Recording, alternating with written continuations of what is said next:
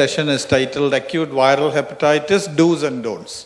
4-year-old girl child presented with history of nausea and poor appetite since 8 to 10 days, fever since 5 to 6 days, which was high grade with chills and rigors, and 2 to 3 spikes per day. 2 episodes of vomiting were there on the first day of fever, abdominal distension since 4 days with pain in right upper quadrant. The child was passing high colored urine and yellowish discoloration of eyes was seen, since 4 days. There was no history of clay-colored stool or pedal edema or itching or bleeding or altered sensorium. Diet was mixed, deficient in calories, 600 kilocalories and 400 grams of protein per day. Developmentally, child was normal. Routine immunization was given, including hepatitis B. Hepatitis A vaccine was not given. Poor sanitary hygiene was there. There was no known case of jaundice in the nearby locality. On examination, the girl was conscious and cooperative. Vitals were stable. Icterus was present. No edema or skin bleeds. No cyanosis or lymphadenopathy. Height and weight centiles were within 3rd and 50th centile. On systemic examination, liver was palpable 4 cm below the right subcostal margin. It was tender, soft, with a span of 11 centimeters. Round borders, with smooth surface. Spleen was not palpable. Shifting dullness was there, with bowel sounds were also present. Other systems were normal. So my initial impression was 4-year-old girl with febrile illness, with jaundice, hepatomegaly and ascites, suggestive of acute hepatitis of infective etiology. The foremost diagnosis was acute viral hepatitis. Other diagnosis to rule out was malarial or leptospiral infection and enteric fever.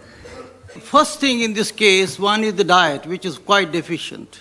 Observation, Yes, 600 calories. Number 2, we have to consider acute viral hepatitis because there is pain in the right hypochondrium. There is palpable soft liver, what you said. There is no spleen. Okay? No spleen. There is no splenomegaly in this patient. So we'll keep the possibility of acute viral hepatitis high on the cards with an ongoing necrosis which can occur, what Dr. Abbas said, even in AVH cases. But we have to be on guard. Yes, sir. Second thing is, yes, of course, we will consider other possibilities, malaria, enteric fever, although fever can persist, but at the moment, spleen is not palpable. Yes. And we will take the help of the LFT to sort it out, these 3 conditions. At the moment, as a clinician, I would only go up to this point. Okay, I think, yep. Ashish, yep. I would like to go back to the question. High spiking fevers on day 7 of the illness after the onset of jaundice, is that typical acute hepatitis or not? No, that doesn't usually occur. Generally, what happens after the appearance of the jaundice, fever should subside. But here in this patient, it is ongoing. But it is not, I would say it is a rare instance where you may have AVH and ongoing necrosis, which can occur in AVH also. We have to keep it in mind, are we dealing with malaria? Are we dealing with enteric fever? But there are odd pointers for both these conditions because we don't get spleen in this particular patient. So let us see what will be the LFT that will help Seema, us I out. think. So Seema, I just yeah. wanted a very clear-cut answer to the audience on prodrome here that we've seen. Is it possible that the intensity of fever may go down with the appearance of jaundice? That still would be a prodrome of AVH. That's what Prodrome is before the appearance of the jaundice, and the most powerful tool is anorexia. Yeah. Anorexia, and there are many others, 15 cases, nausea, vomiting, there may be malaise, but anorexia becomes a very dominant feature of prodrome. So here we are not, we are getting some bit of prodrome in this patient, but however, absence of prodrome does not rule out the possibility of AVH. If you get it, it may be a pointer, soft pointer in favor of AVH. No, I think the point that's being made is that in most typical cases of acute viral hepatitis, by the end of 1 week, the fever should have gone. If fever is persisting, something more has happened. Maybe a necrosis, maybe an infection, something more. That needs to be the take-home message, that in an uncomplicated acute viral hepatitis, particularly in a younger child, persisting fever is uncommon. And that's why I asked you, did the fever persist on day 7? Yes. I just wanted to highlight this point only. The other thing is that these two things can happen together. Like you can have enteric as well as hepatitis in the same child, so your fever can keep on Persist. persisting. Generally, what happens, Vidut, in those patients, actually they are viral hepatitis cases, go on for 2 to 3 weeks. They consume. What is the reason for enteric concomitant with AVH? Is because they consume this all gane ka pani, shakar, pani puri, and they are starved. And as a result of that infection, they develop a coexisting, they can develop enteric fever. It is too early at 7 days to say that that is a contributory factor in this particular patient. So maybe the source may be the same for both the hepatitis. We as cannot well as- say No, we cannot distinctly, say- but this is a general story in these patients. Any other comments from the audience? Otherwise, can we move on? Yeah. In the differentials she has given, would dengue not, dengue should, I think, be a part of a Dengue differential? can come in, but I think Yes. frank jaundice in dengue, Yes, is a I agree. little The uncommon. enzymes can be very high. Jaundice comes in much later. that's exactly what it is. Especially Here if they the are deteriorating. presentation is jaundice. Yeah. So I would put dengue much lower down on the risk. Second week, yep, I would take it. Yes. Go Mani. Acute viral hepatitis was of high suspicion because fever, icterus, vomiting, and anorexia are usually seen, whereas ascites and pleural effusion are rarely seen in these conditions. And malarial and leptospiral infection was suspected because of fever, hepatomegaly, and pleural effusion. It is seen. It is in malaria, jaundice is not very commonly seen. Enteric fever and hepatomegaly is common presentation, whereas frank jaundice is uncommon. Among the investigations, hemoglobin was 8.1 gram per day.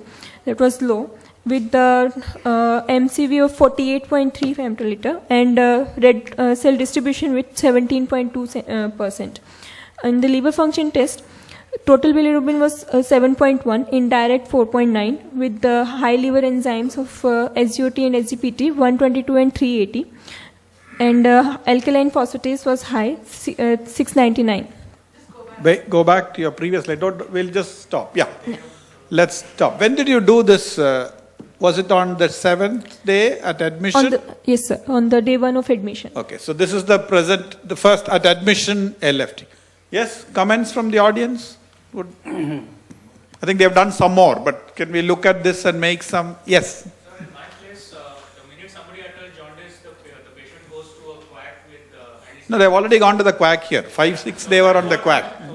What I wanted to ask you was whether any hepatotoxic drug given by somebody has caused this. Anybody with any history of hepatotoxic drugs? No history of hepatotoxic drugs, but febrile illness is unlikely in hepatotoxic drugs because of hepatotoxic drugs. No, what he's saying is many patients with viral hepatitis go to and get. Yeah. So, going by this investigation, there is anemia, and the OTPT is not very high. In acute viral hepatitis, should be sky high. That's right. 20 It is times. moderately raised, and PT is more than OT, so it points towards hemolysis. No. Why is hemolysis? It kind of rules out acute viral hepatitis. Doesn't rule out. No. It is not very high, sir. It should be in thousands or something like that. The rise in AST-ALT will depend on at what stage in the acute viral illness you see the patient. If you see in the first week, which is when they are peaking, then you will have high ALT-AST in your thousands. If you see the same child in the second, third week, they are on their way down, and the bilirubin is actually peaking. So it all depends on the stage at which you do the test first. So I don't think by one value one could conclude this is acute viral hepatitis or not. And I think ALT is a test which is more in a hepatotropic virus infection. So viral hepatitis A to E would be more of ALT more than AST. But if it's a non-hepatotropic virus infection like herpes or the rarer ones like Epstein-Barr, CMV, there the AST tends to be more than ALT. Even dengue fever, the AST tends to be more than ALT. So that may be a clue. Drugs may be either way. So I think that would be... Dr. Shakuntala, I think, can we have your comments, ma'am? Yeah, that it indicates more of hepatotropic, plus there is some amount of cholestasis with alkaline phosphatase also being high. So it's a mixed. It's so a the mixed, child is probably going into a cholestatic yeah. phase. Probably from an acute hepatitis stage In the second week, maybe he is in a cholestatic phase. And The the- albumin is 2.9. Yeah, that is a little low for indicating that it's relatively The subacute. child was malnourished. Or maybe the child is malnourished. And hemoglobin is low with MCV being even low, so that indicates. So the albumin, malnutrition. the globulin is more than the albumin. Or, yeah, We don't have almost the- equal. Yes, sir. Because of the anemia, we think it's nutritional rather than a pointer for a chronic In fluid. that case, you see, it is a 4-year-old child. Even if I am not sure yet whether this is AVH or not, when I am given this LFT, there is 13% cases of AVH who are below 5 years of age, who can have the sporadic acute viral ascitic form of AVH, which we have already published long time back in JPGN. So it is not, I would not be very surprised. Albumin is 2.9, and also on examination you find there is shifting dullness, what she narrated. in Yes, that. sir. Yes, I sir. have noted that point. Yes, sir. So I would not take it, I would take it still an acute insult so far. Right, in a child who is malnourished. Hemoglobin Malnourished, is. actually, in that study, we have not shown that nutritional component actually contributes, because there were 2 control limbs. And we did not find that correlation, that it correlates with the albumin or total protein lower levels. So it can occur. Any child who is less than 5 years of age comes with ascites, short illness, and there are features of acute viral hepatitis. Think of sporadic acute viral hepatitis, but the label will come only after complete resolution of this patient. Everything settles in this patient.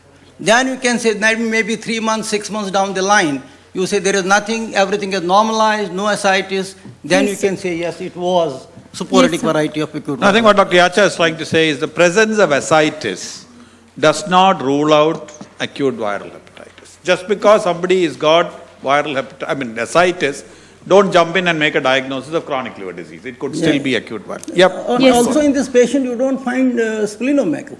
No spleen. And your consistency of the liver, as far as the examination is concerned, Soft. it is absolutely just firm, smooth surface, and Yes, sir. somewhat tender. Tender. Somewhat. Tender means Yes, there is sir. an inflammation in the liver. Yes, sir. Yeah. Can I ask a question to Dr. Yacha? Yeah. Yes, madam. You're sitting right next to him and, yep. Yeah. No, so we have read your paper and very impressed with this paper. But I want to ask a question that why is it that we see ascites and pleural effusions in children with acute viral hepatitis, but not so much in adults? Do we have any explanation for this? It's not common in adults. I go to an infectious disease hospital where we have number of children with acute viral hepatitis and adults. And I would rarely see an adult with ascites and pleural effusion and acute viral hepatitis. Same hepatitis A in adult and in the child, but we don't see it so much. I mean, do you have any? Absolutely. Now I have explanation. This was the question which was raised by the reviewer for this particular paper.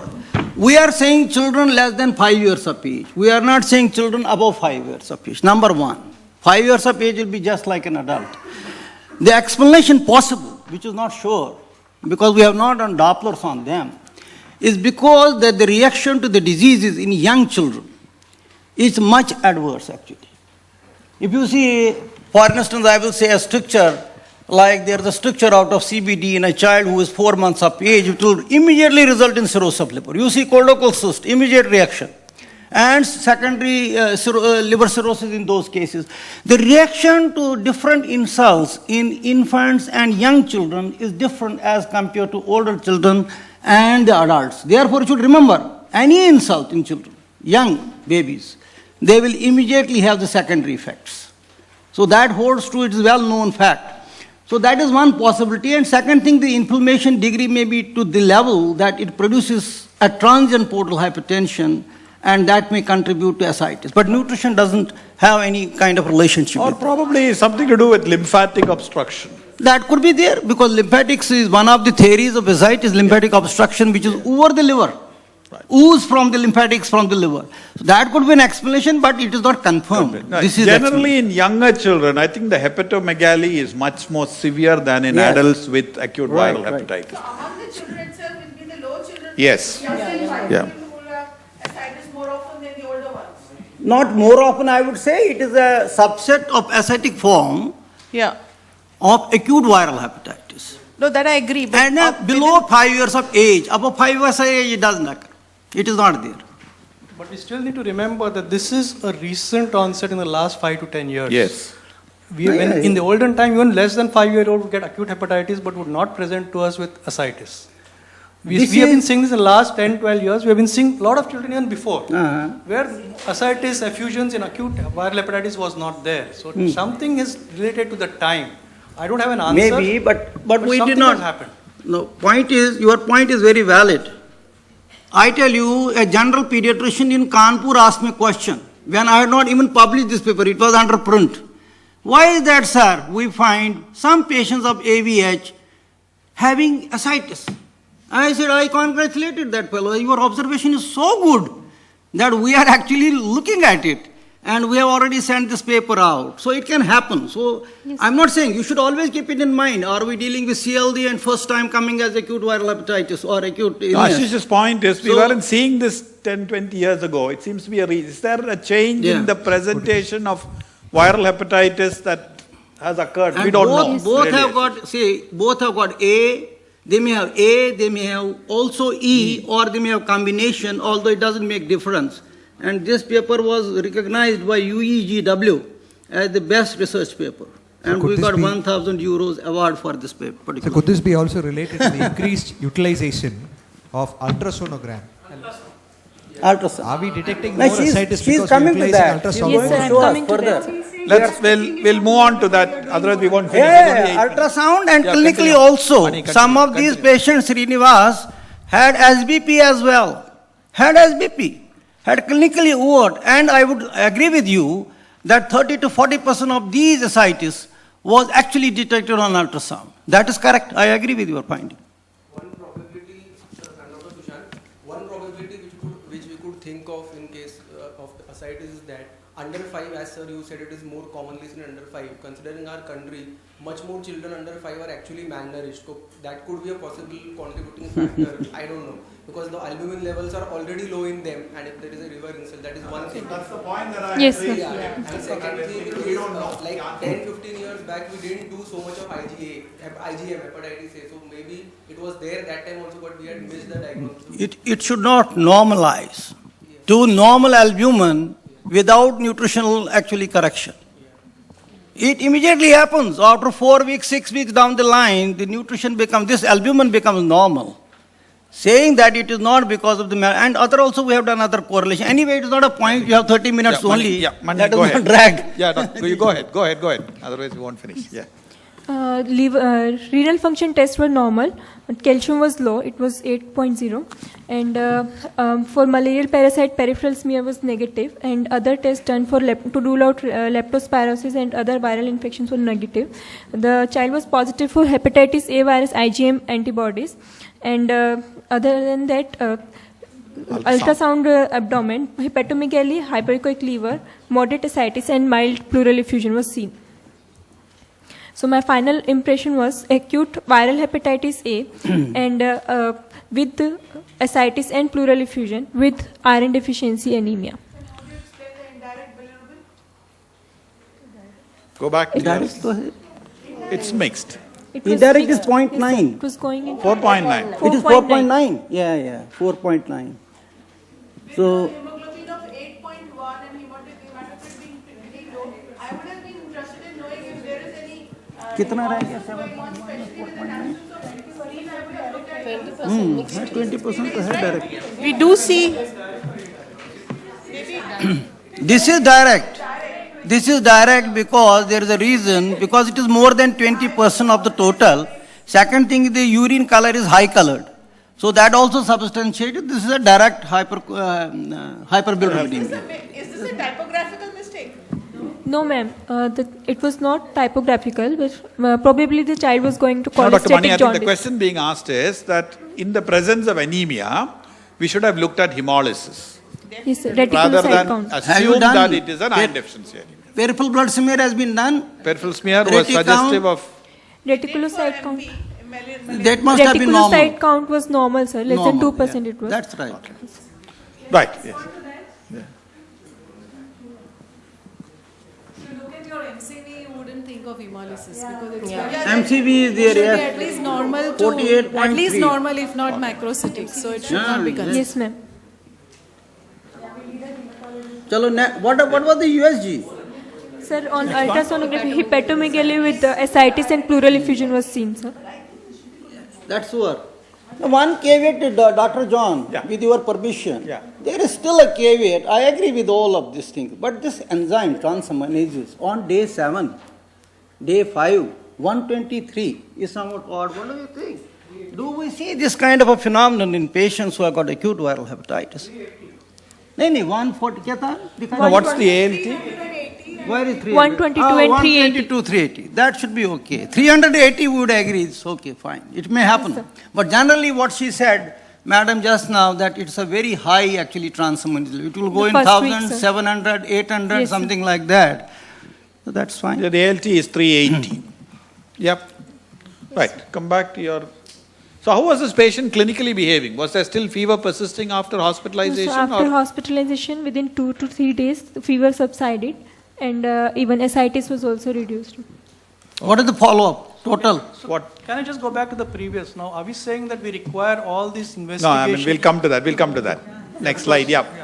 So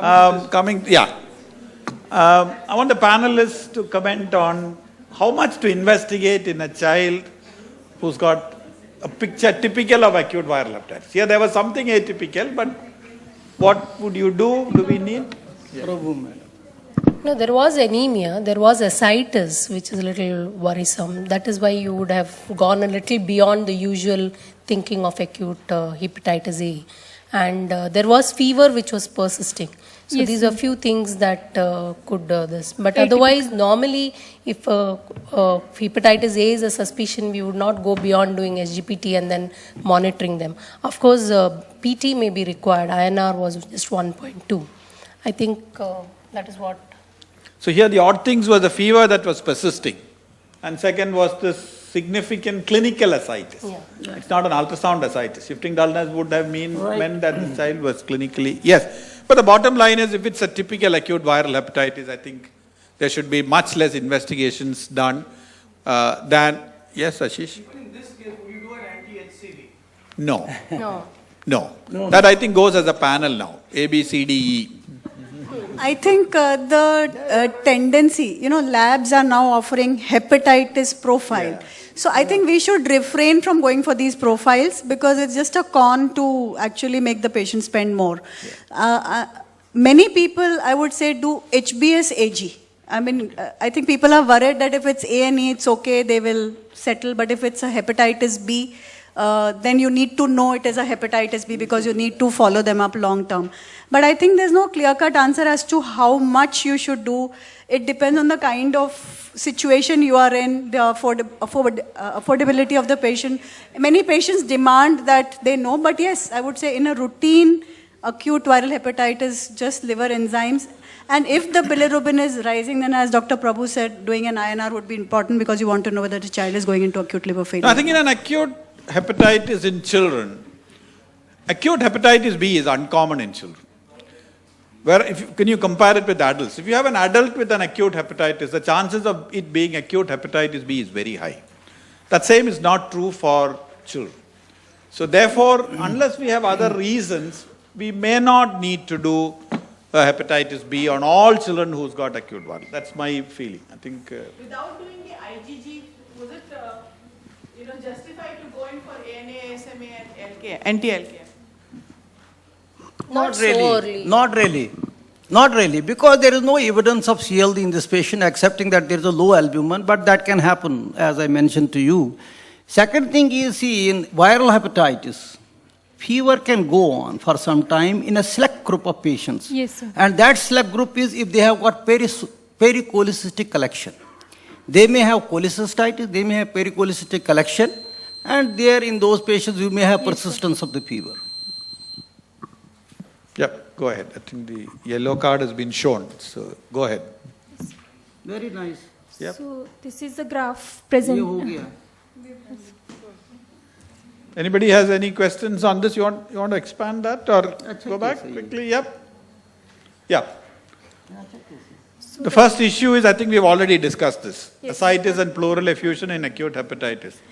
Should we do viral markers and all? I think already it's come up in discussion. These are questions that she has raised, I think. Do we need to isolate the patient? Wait, Mani, isolation of the patient? No.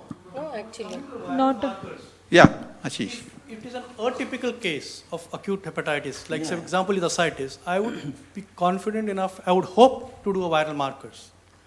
Whether to do it in all is a question, but anything atypical, I would like to do it. At Yes. least if Yes. it's positive, if Yes. it's negative, it tells me something. If it's positive, it tells me something. Right. Right.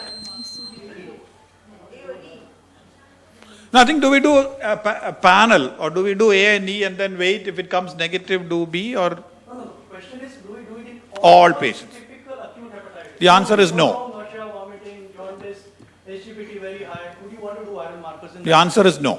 So if it's anything atypical, you would like to. Yes. Isolation of the patient, should we isolate all no, no. patients? No. Not at all. no. I think I think it's all agreed now. Infectivity of viral hepatitis A is quite low, and it's early on in the illness. Early, yes. Once it's a fully established jaundice, isolation is not needed. Diet, that I think. Diet, should I talk? Yeah, I think 1 minute. For diet, actually, see, they have actually anorexia. And if you see, most of the time, these children consume Glucon D. Yes, sir. High Glucon calorie D diet. mat de do. Glucon D aggravates nausea, and you should never ever give sugar, simple. Yes, sir. There is no need to restrict the diet after their appetite has actually improved. You give every kind of thing. हमारे पुरानी स्लाइडों में क्या था, हल्दी बंद करते थे, तेल बंद करते, even now, today. But you direct your nutrition therapy to the child. If he is slightly older, you tell him you can eat everything. Then he will not leave the parents. Then the parents' writ will not run. If you tell doctor ने कह दिया है कि नहीं खाना है तो मुझे पराठा दो, Yes, sir. तो खाएगा. So they are punished for their yellow eyes unnecessarily. When parents are doing a wrong thing, they are allowing them to eat outside and get this viral hepatitis. And when they actually have viral hepatitis, they restrict the food so that it becomes nutritionally compromised. So fault lies with the parents, particularly the father. Mother is always good. Next, chaliye.